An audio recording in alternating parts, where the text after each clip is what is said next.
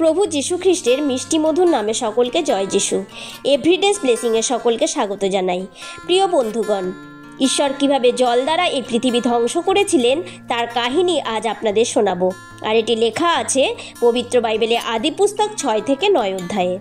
প্রিয় বন্ধুগণ, ঈশ্বর যখন এই পৃথিবী সৃষ্টি করলেন আর ধীরে ধীরে মানুষের সংখ্যা বাড়তে থাকলো, আর সেই সঙ্গে মানুষের পাপও বৃদ্ধি পেতে থাকলো।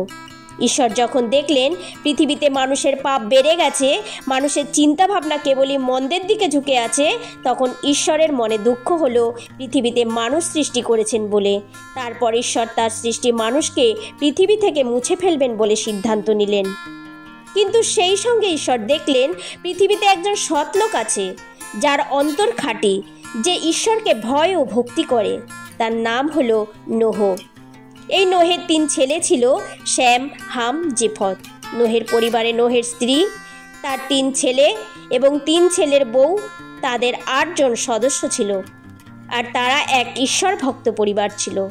আর ঈশ্বর নোহকে বললেন, নোহ, মানুষের জন্য পৃথিবী অত্যাচার ও অবিচারে ভরে উঠেছে, আর তাই আমি এই পৃথিবী ধ্বংস করে ফেলব। মানুষের সঙ্গে দুনিয়ার সব কিছু আমি ধ্বংস করব।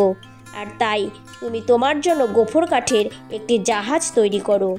জাহাজটির মধ্যে কামরা থাকবে। জাহাজটির ভিতরে ও বাইরে আলকাতরা দিয়ে লেপন করবে।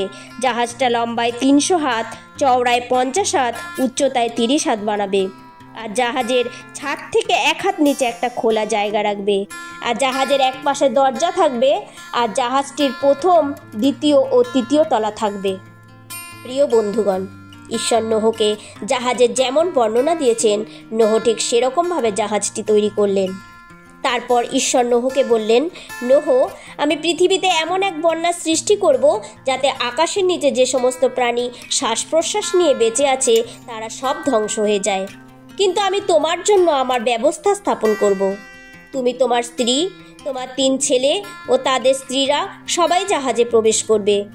আর প্রত্যেক জাতের জীবন্ত প্রাণী থেকে স্ত্রী পুরুষ মিলিয়ে এক এক জোড়া করে জাহাজে তুলে নেবে। প্রত্যেক জাতের পাখি, জীবজন্তু ও বুকে হাঁটা প্রাণী এক এক জোড়া করে তোমার কাছে আসবে, যাতে তুমি তাদের বাঁচিয়ে রাখতে পারো। আর তুমি সব রকমের খাবার জোগাড় করে মজুত করে রাখবে। সেগুলোই হবে তোমার ও তাদের খাবার। আর নোহ ঈশ্বরের কথা মতো তাই করলেন। এরপরে ঈশ্বর নোহকে বললেন, আমি 7 দিন পরে পৃথিবীতে বৃষ্টি পড়বার ব্যবস্থা করব। তাতে 40 দিন ও 40 রাত ধরে বৃষ্টি পড়তে থাকবে। আর আমি পৃথিবীতে যে সকল প্রাণী সৃষ্টি করেছি তাদের প্রত্যেকটিকে পৃথিবীর উপর থেকে মুছে ফেলব। এরপর নোহ ঈশ্বরের কথা মতো কাজ করলেন। সেই সময় নোহের বয়স ছিল 600 বছর।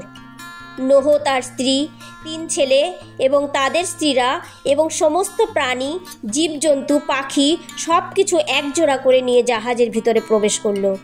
আর ঈশ্বর নিজের হাতে সেই জাহাজের দরজাটা বন্ধ করে দিল। আর তারপর 40 দিন 40 রাত প্রবল বৃষ্টি হলো, আর বন্যা দেখা দিল। বন্যার জল এতটাই বেড়ে গেল যে পৃথিবীর সমস্ত কিছু জলে ডুবে গেল।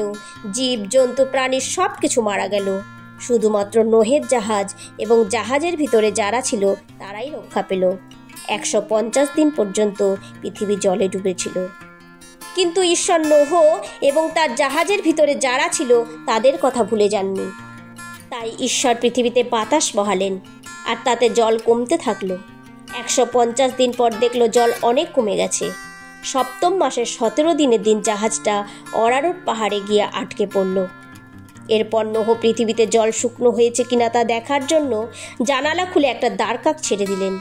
কিন্তু দ্বারকাকটি মাটির উপর জল শুকোয়নি বলে এদিক ওদিক ঘোরাঘুরি করে ফিরে এলো। তারপর কিছুদিন অপেক্ষা করে একটা পায়রাকে ছেড়ে দিলেন। সেও কোথাও পা রাখবার জায়গা না পেয়ে ফিরে এলো, কারণ জল তখনও শুকোয়নি। তারপর আবার 7 দিন পর আবার পায়রাটি ছেড়ে দিল। আর তারপর পায়রাটি জলপাই গাছের নতুন পাতা ঠোঁটে করে নিয়ে ফিরে এলো। আর তাতে নোহ বুঝলো যে জল কমে গেছে। তারপর আরও 7 দিন পর নোহ আবার সেই পায়রাটিকে ছেড়ে দিলেন, কিন্তু সে আর ফিরে এলো না। সেই সময় নোহের বয়স 601 বছর চলছিল। জল যখন একেবারে শুকিয়ে গেল, তখন ঈশ্বর নোহকে, তার স্ত্রী, তার পরিবার ও পশু পাখি সমেত জাহাজ থেকে বেরিয়ে আসতে বললেন। এরপর নোহ ঈশ্বরের উদ্দেশ্যে যজ্ঞবেদী নির্মাণ করলেন এবং সব রকমের সূচি পশু পাখি নিয়ে বেদির উপরে হোম করলেন। ঈশ্বর তাতে খুশি হলেন এবং মনে মনে বললেন, আমি মানুষের জন্য আর মাটিকে অভিশাপ দেব না। এরপর ঈশ্বর নোহ এবং তার ছেলেদের আশীর্বাদ করলেন যে তোমরা প্রজাবন্ত ও বহুবংশ হও। ঈশ্বর নোহকে এবং তার সাথে জাহাজ থেকে যারা বের হয়েছে তাদের সাথে ঈশ্বর এক নিয়ম স্থির করলেন। ঈশ্বর বললেন, জলপ্লাবন দ্বারা আর কখনো পৃথিবী ধ্বংস হবে না। ঈশ্বর আরও বললেন যে আমি তোমাদের সাথে, তোমাদের সঙ্গী যাবতীয় প্রাণীর সাথে পুরুষ পরম্পরায় যে নিয়ম স্থির করলাম তার চিহ্ন হিসাবে আমি মেঘে আপন ধনু স্থাপন করলাম। আর যখন মেঘের মধ্যে সেই ধনু দেখা দেবে তখনই তোমাদের সাথে আমার চিরস্থায়ী নিয়মের কথা আমার মনে পড়বে।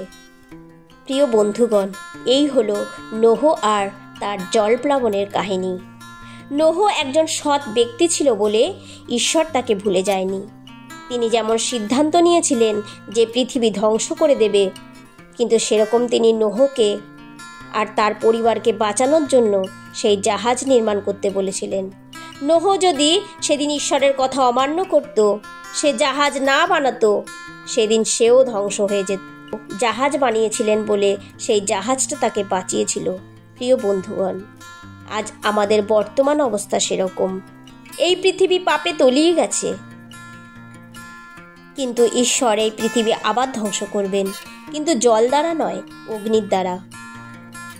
আর আজ আমাদের কাছে যিশু নামের জাহাজটি আছে, যাতে আমরা বাঁচতে পারি। যদি আপনি বাঁচতে চান তাহলে প্রভু যিশুর উপর বিশ্বাস করুন, যিশুর নামের জাহাজে প্রবেশ করুন। ঈশ্বর আপনাকে আশীর্বাদ করুন। আসুন প্রার্থনা করি। সর্বশক্তিমান জীবন্ত পিতা, তোমায় আজকের দিনের জন্য ধন্যবাদ। পিতা, আমরা জানি এই পৃথিবী আবার ধ্বংস হবে, আর তুমি তোমার পুত্রকে এই পৃথিবীতে পাঠিয়েছিলে যেন আমাদের বাঁচাতে পারে।